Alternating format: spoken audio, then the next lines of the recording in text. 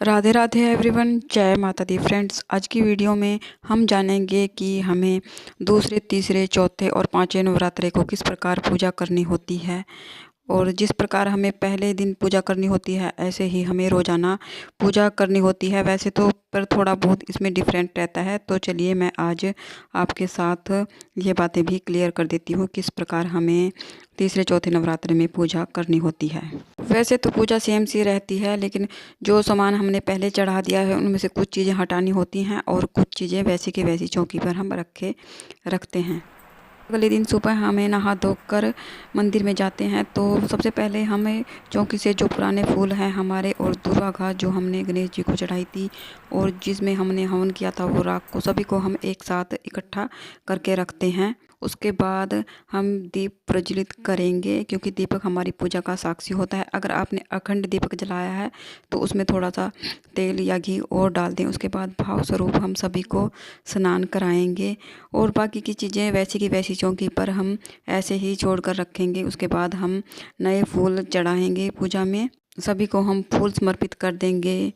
गणेश भगवान को, जो ज्वारे हमने बोए हैं उनको, माता रानी को, सभी को हम फूल समर्पित कर देंगे। उसके बाद हम देखिए, और इसके साथ ही अगर आपने ज्वारे बोए हैं तो ज्वारे में जल जरूर से सींच दें। रोजाना हमें ज्वारे में जल सींचना होता है। अगर आपने ज्वारे नहीं बोए हैं तो कोई बात नहीं। तिलक करेंगे।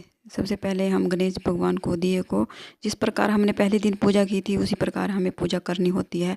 उसके बाद हम तिलक पर अक्षत समर्पित कर देंगे। दिए का भी हमें वैसे ही पूजन करना होता है। उसके बाद हम गणेश भगवान को दुर्वा घास समर्पित कर देंगे। उसके बाद हम भोग लगाएंगे। पंचमेव का भोग लगाएंगे, पतासे का, लौंग इलायची का भोग सबसे ज़्यादा ज़रूरी है। कोई भी ऋतु फल उसका भोग लगाएं, साथ में जल का भोग हमें ज़रूर लगाना होता है।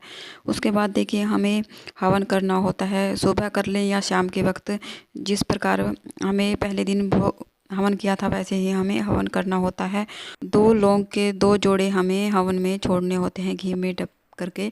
उसके बाद हम 2 बार इस तरह से जल लेकर हवन के चारों ओर घुमा देंगे, अपनी पूजा पूर्ण कर लेंगे। ऐसे ही हमें रोजाना पूजा करनी होती है।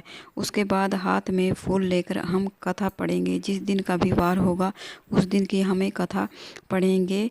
कथा हमें खाली हाथ नहीं पढ़नी है, हाथ में पुष्प या चावल लेकर हमें कथा पढ़नी होती है। उसके बाद हम कथा पढ़ने के बाद जो फूल हमारे हाथ में हैं हम जल के लोटे में डाल देंगे। उसके बाद बहुत ही प्रेम पूर्वक हमें गणेश जी और माता रानी की आरती करनी है। अगर आरती नहीं आती तो फ़ोन में चलाकर भी आप आरती कर सकते हैं। उसके बाद हाथ जोड़कर माता रानी से क्षमा याचना करेंगे और अपनी मनोकामनाओं को पूर्ण करने के लिए प्रार्थना करेंगे। वीडियो अगर आपको अच्छा लगे तो कमेंट में जय माता दी जरूर से लिखें। तो फिर मिलते हैं। जय माता दी।